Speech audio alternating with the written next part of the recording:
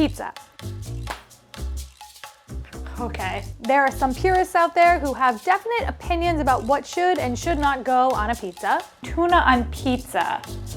That's giving me pause. Okay, so yeah, this is a pizza with a banana on it. But I know that around the world, pizza is an open canvas ripe for interpretation. So it's sauce, cheese, chicken, banana, peanuts, curry powder. That's funny. So today we are looking at 5 pizzas that are popular in 5 different countries. Let's get started.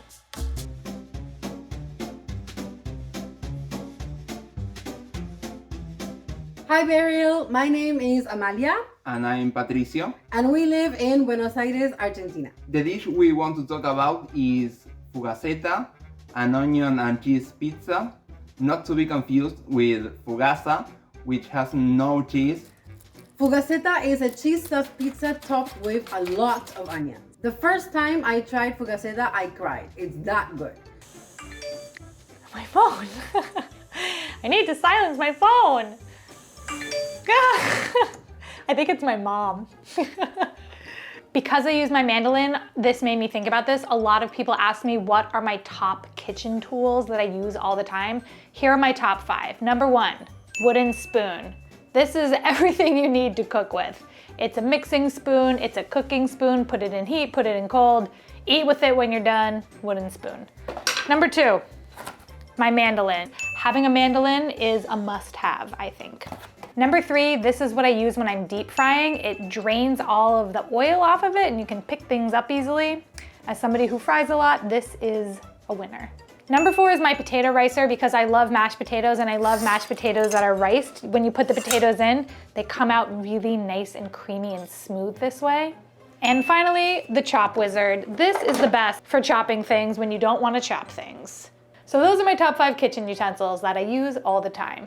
Not related to the pizza, just an interjection of sorts. Pizza is a common part of Argentine life. Everyone enjoys it.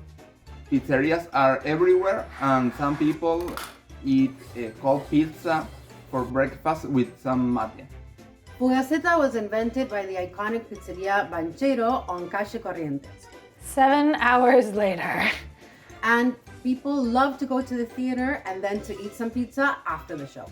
We think the world loves pizza because it's a simple, easy to make, and versatile dish. Pizza can be a lifesaver at 3 a.m., a stylish dish, or an everyday lunch item. It's truly a team player. We think people should try this because onions and pizza sounds obvious.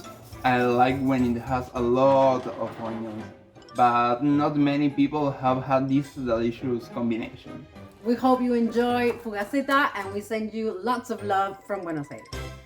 A lot of cheese went into this pizza. A lot of heart also went into this pizza. Ooh.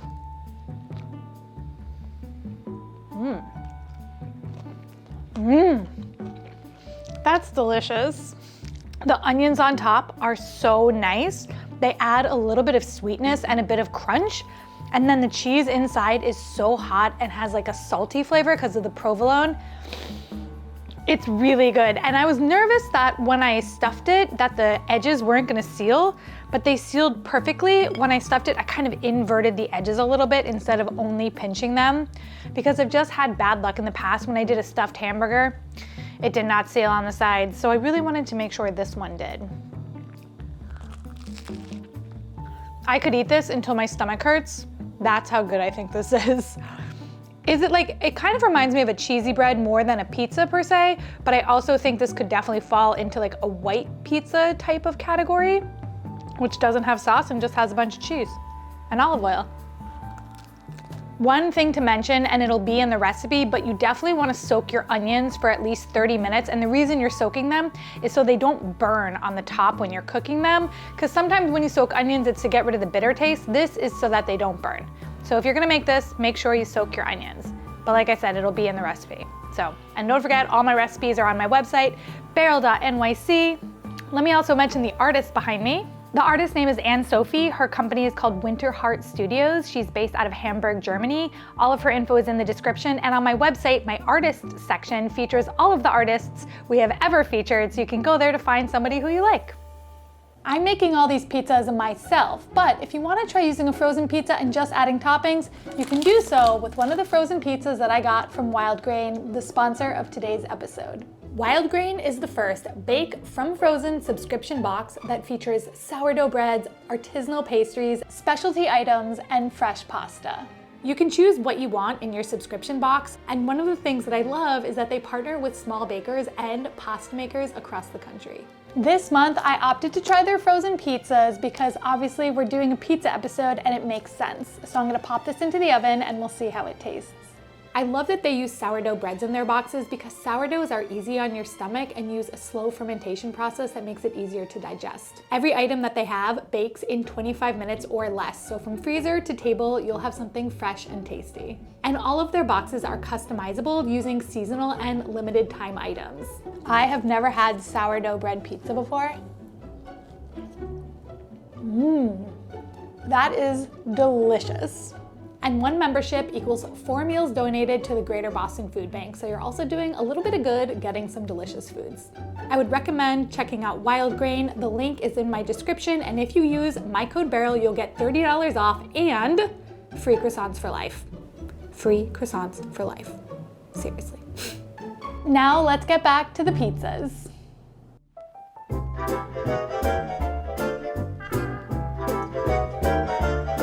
Hi Beryl. Hi everyone. My name is Maria and I live in Gothenburg on the west coast of Sweden. The dish I want to talk to you about today, or pizza topping rather, is the banana curry pizza. Now, this is a really common pizza all over Sweden. You can find it in any local pizzeria wherever you go.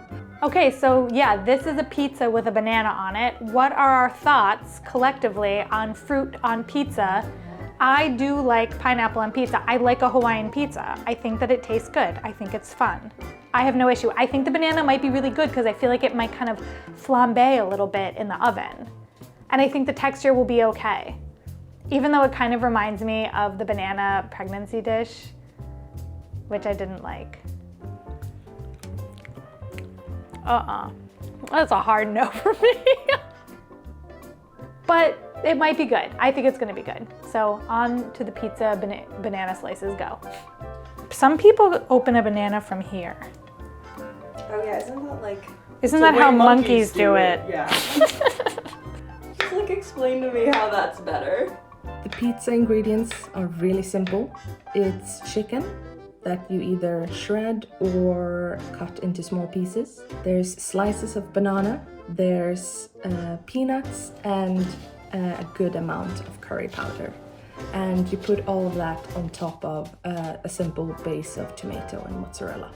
It may sound a little bit strange, but if you like that sweet and savory combination, I think you're really gonna like this one.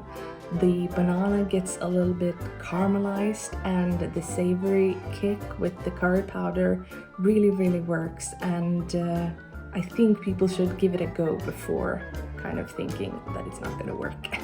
So Maria said that the order is important. So it's sauce, cheese, chicken, banana, peanuts, curry powder. That's funny.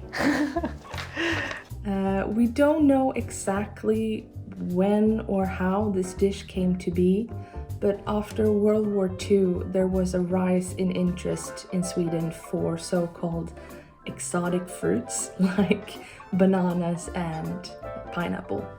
And in the 60s and 70s, chefs all over the country started creating recipes for savory dishes using those fruits.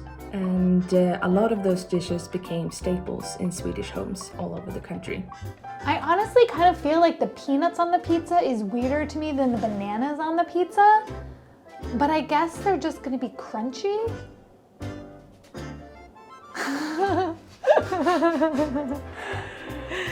Okay, curry powder.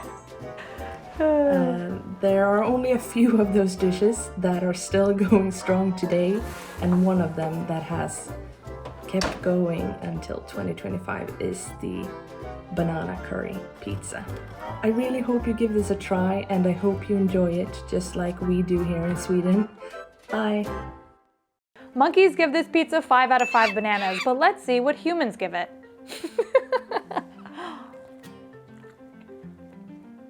I like that. The peanuts are a little weird. I could do without the peanuts, but the curry powder on the bananas is a really nice combination.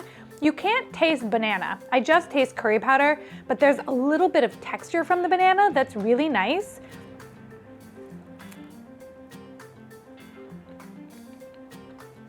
No, I can't taste banana. I just feel like there's a little bit of softness there with the soft cheese, like an extra layer of soft. I like the curry powder a lot. I think curry powder on pizza is not something I would have ever done, but I think it pairs really well with the tomato sauce and the mozzarella cheese. Everything about this pizza is actually like working for me, except for the peanuts really. I don't love nuts. So what am I supposed to do? It was a little hard for me to get the dough to look perfect, but I feel like it's thin, the crust is thin. I don't love huge crusts. Okay, that looks like a nice circle. That was hard. I honestly do like this pizza, and if pizza purists are gonna like be rolling in their graves, then so be it. But I think fruit on pizza, based on my 2 now experiences of fruit on pizza, is it's legit. Totally legit.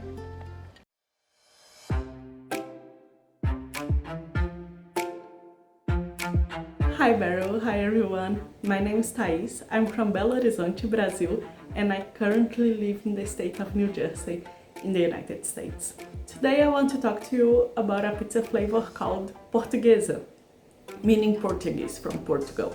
In Portuguesa, in addition to the tomato sauce and mozzarella cheese as a base, we add as toppings ham, onions, bell peppers, olives, and hard-boiled eggs, all sliced, and mix it together. I am an olive lover. I love, love, love olives, except for black olives. I just feel like they're a little bit too bitter. A big, chunky green olive though, I can get down with that one. Like, yes.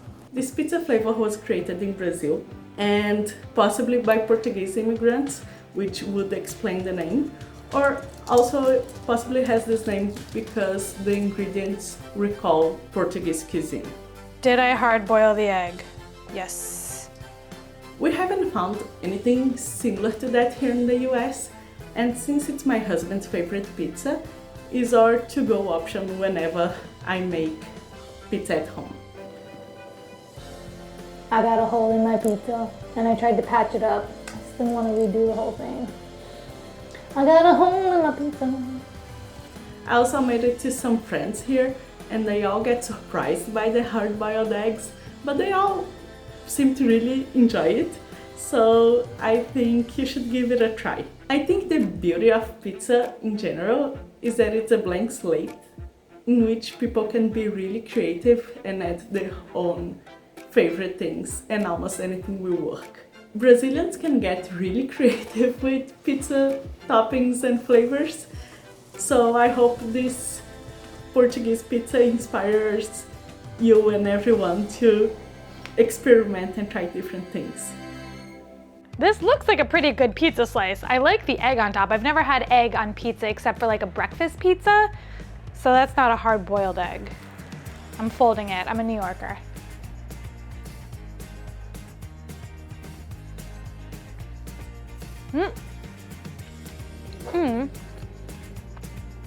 The black olives are still doing what black olives do. They're a little bit bitter, a little bit briny in a way that like is not my favorite. On a pizza, I could take it or leave it, but I do love the ham with the hard-boiled egg. I think it's really good together. And the onions and the peppers give you a little bit of crunch on everything, which is great. I like these toppings a lot. It's like a fun pizza. There's a lot going on. I don't know, it feels a bit like a crowd pleaser. Like there's something for everybody on this pizza. That's good.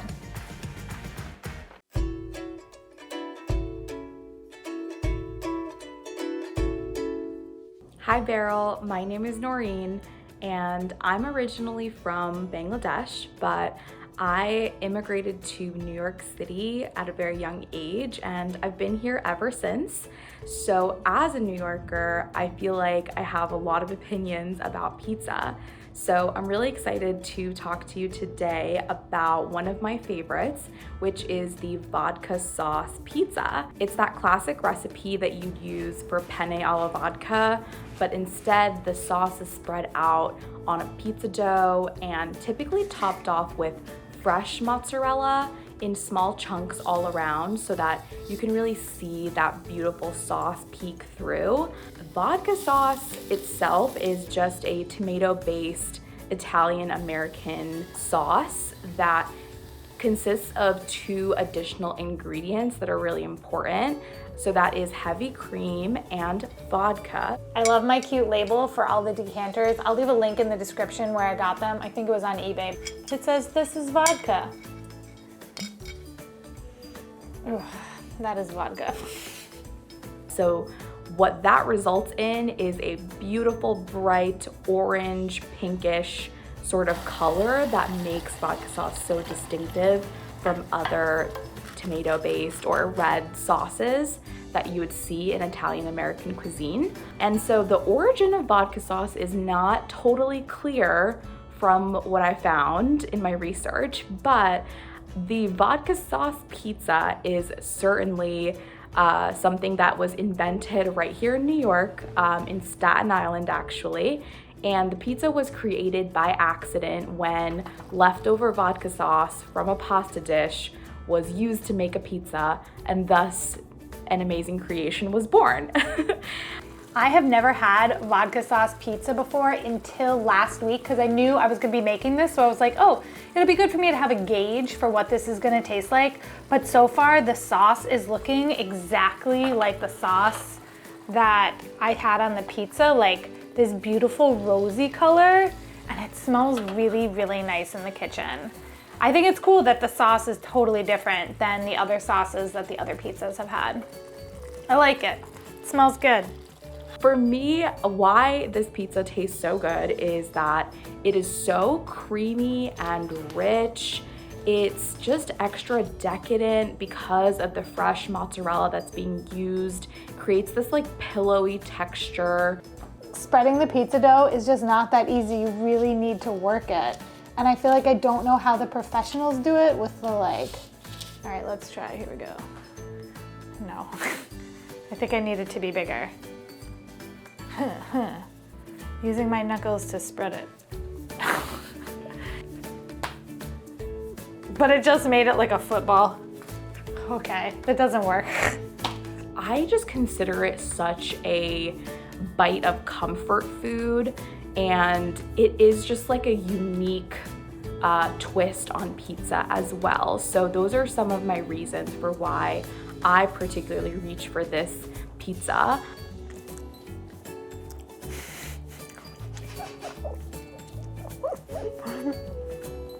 Let nothing go to waste. It is something that is not actually common in other places in the USA. So I haven't actually seen this pizza outside of New York City as much from all the places I've traveled to. So it feels like a very unique experience of New York to have a vodka sauce pizza. It's a twist on a classic that you already know and love, and I think you'll be left wondering, why haven't I tried this sooner? Making vodka sauce at home is actually really simple, and because of that, it's something I will be doing more in the future.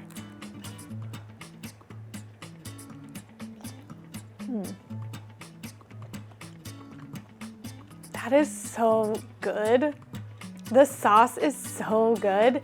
I like using fresh mozzarella cheese because it has more of like a chewy texture to it, but this sauce, I can taste a lot of the flavors of the sauce except for the vodka. I'm tasting the butter and the cream, I'm tasting the shallots and the garlic. I'm not tasting the vodka, which makes me wonder if you could just skip putting the vodka in altogether. It wouldn't technically be called a vodka sauce, but you could still call it a vodka sauce and nobody would have to know. Good crust. The nice thing about vodka sauce is you can make a bigger amount of it, and this is really good on pasta as well. So it has double duty. I mean, most pizza sauces can go on pasta, but the vodka sauce as well is really good with pasta. So, just gonna finish this slice and then we're gonna get on to the final pizza. The final pizza. Dun, dun, dun, dun, dun.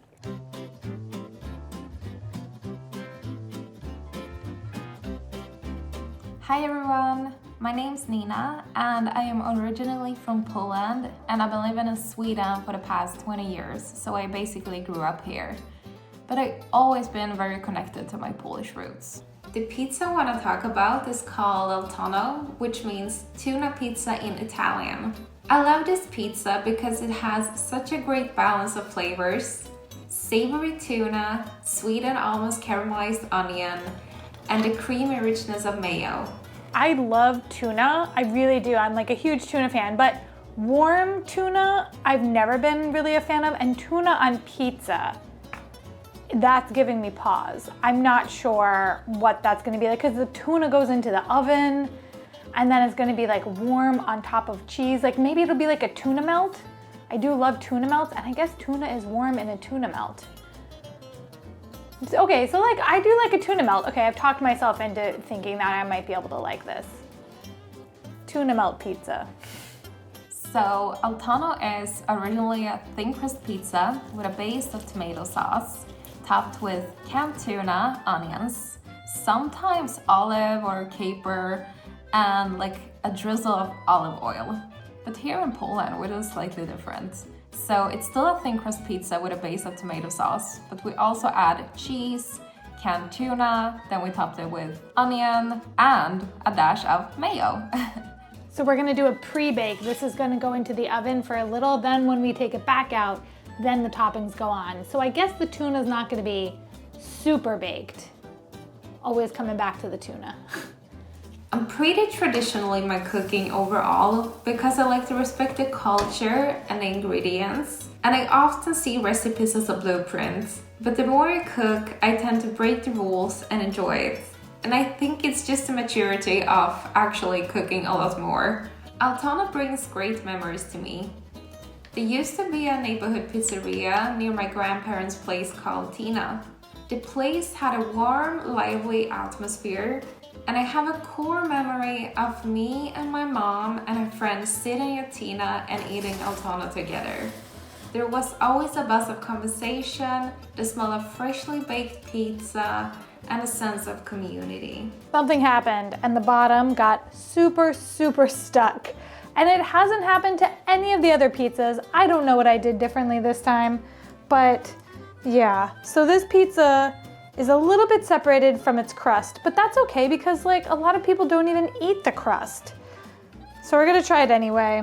Everything else is correct except for the bottom. Stupid bottom, silly stupid bottom. Why'd it have to go and do that to me? I think tuna pizza is pretty common across Poland, but this version with mayo, I think I've only seen it in my hometown. I think the world loves pizza because it's so easy to eat and you can combine it with so many flavors. And the range from pizza goes from like junk food pizza to really sophisticated pizzas with high-end ingredients. For me, pizza screams togetherness. This pizza has no bottom. I think it'll still be okay.